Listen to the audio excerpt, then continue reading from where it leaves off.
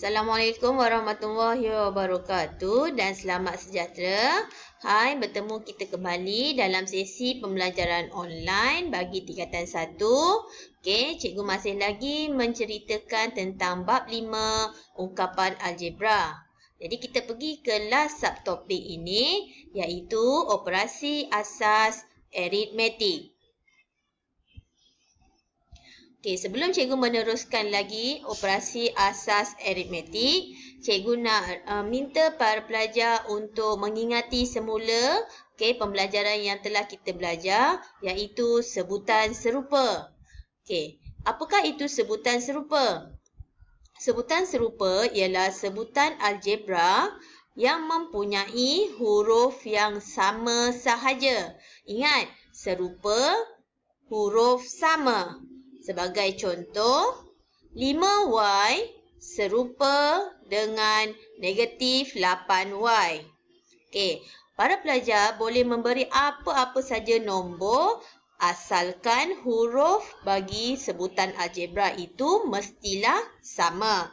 Okey, jika para pelajar ingin memberi sebutan serupa yang sama dengan 5Y, para pelajar boleh pilih apa-apa nombor. Janji hurufnya adalah sama. Itu kita panggil ia sebagai sebutan serupa. Okey, kita ingat balik sebutan tak serupa. Apakah yang dikatakan dengan sebutan tak serupa? Sebutan algebra yang mempunyai huruf yang berlainan. Okey, jika para pelajar lihat pada video-video yang telah diberikan dahulu, sebutan tak serupa ini perlu menggunakan huruf yang berbeza. Akan tetapi, nombor yang sama dibenarkan. Okey, sebagai contoh, 5Y tak serupa dengan 5Z. Kerana apa tidak serupa? Kerana Y dan Z adalah huruf yang berlainan. Akan tetapi, kita boleh menggunakan nombor yang sama. Okey, jika para pelajar nak mengambil contoh 5Y tak serupa dengan 10R pun boleh, nak menggunakan negatif 15P pun boleh. Okey, janji huruf mesti lain dengan sebutan yang diberi.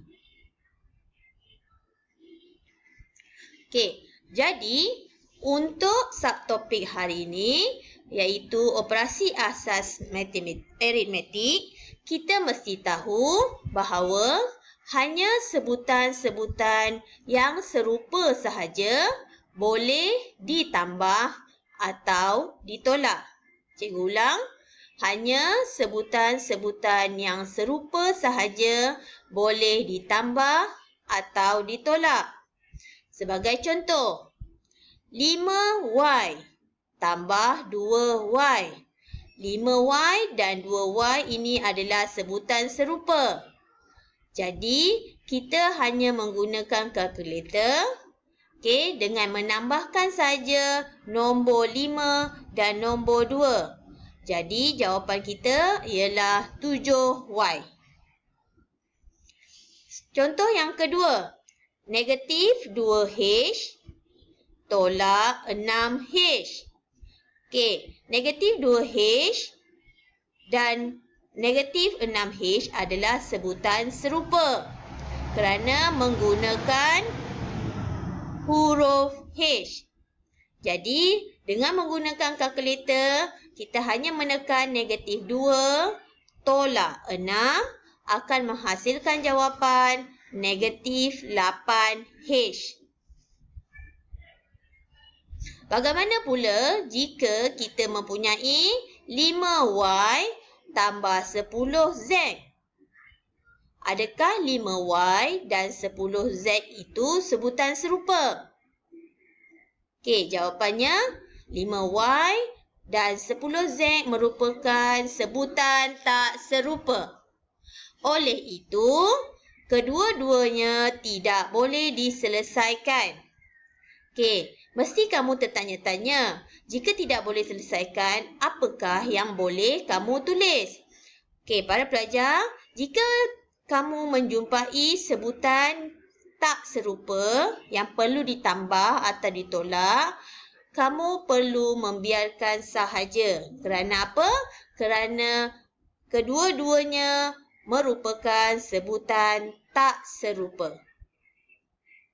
Okey, kita tengok contoh seterusnya. Okey, diberi 5Y tambah 2Y.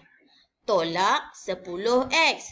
Di sini terdapat 3 sebutan algebra.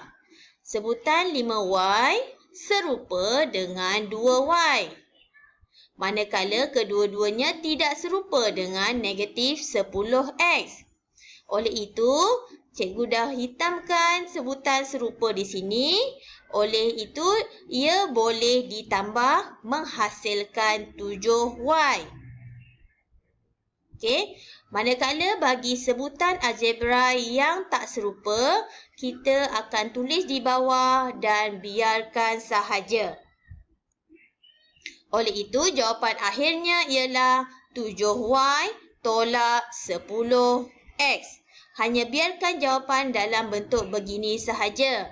Anda tidak boleh menyelesaikan ia kerana ia merupakan sebutan tak serupa. Okay. Para pelajar juga mesti tahu apabila tanda positif di hadapan tanda kurung digugurkan, tanda bagi setiap sebutan dalam tanda kurungan tidak berubah. Okey, para pelajar, kalau ikut ayat ni kita memang kurang faham. Akan tetapi cikgu dah tunjukkan cara grafiknya di sini. Okey, kita tengok ya. Tanda positif di luar kurungan, dalam kurungan ada A ini positif walaupun tidak bertanda dan B ini positif. Jadi mengikut konsep nombor nisbah, okey, jika kita gugurkan kurungan, positif bertemu positif akan menghasilkan positif A. Positif di luar bertemu positif B akan menghasilkan positif B. Kita tengok yang kedua. Positif di luar. A ini negatif. B ini positif. Jika kita gugurkan kurungan, positif jumpa negatif akan menghasilkan negatif. Positif jumpa positif akan menghasilkan positif. Contoh seterusnya. Positif di luar. Dalam kurungan, A itu positif walaupun tidak bertanda dan B itu negatif. Jika kita gugurkan kurungan, positif jumpa positif akan menghasilkan positif A. Positif jumpa negatif B akan menghasilkan negatif B. Maaf ya. Okay, kita tengok misal contoh yang terakhir. Positif jumpa negatif A akan menghasilkan negatif A. Positif jumpa negatif B akan menghasilkan negatif B. Okay, kita tengok contoh bernombor di sini ya. Okay, positif semua di hadapan, di luar. Okay, nampak Okay, para pelajar tengok ya. Di dalam kurungan ini 5Y dan 6J. Okey, telah diberitahu dalam pembelajaran sebelum PKP dulu. Okey, jika suatu nombor itu tidak bertanda, kita akan menganggapnya seperti positif. Jadi di sini, positif jumpa positif 5Y akan menghasilkan positif 5Y. Positif jumpa positif 6J akan menghasilkan positif 6J. Okey. Ini adalah seperti contoh pada slide sebelumnya. Okey? Ingat para pelajar, konsep ni adalah mudah. Jika kita ulang ingat semula bab 1 iaitu nombor nisbah. Positif jumpa negatif akan jadi negatif. Positif jumpa positif akan jadi positif. negatif jumpa negatif akan jadi positif. Ingat para pelajar, sama tanda menghasilkan positif. Lain tanda menghasilkan negatif. Okey, oleh itu cikgu telah bekalkan kamu dengan 6 soalan di sini. Jadi para pelajar perlu menyalinnya dan membuat dalam buku matematik 1. Okey. Soalan ini dan soalan pada slide ini. Okey, jika para pelajar tidak memahami, boleh lihat ulang tonton video ini semula. Okey para pelajar, itu sahaja pembelajaran pada hari ini, operasi asas aritmetik. Okey, semoga bermanfaat.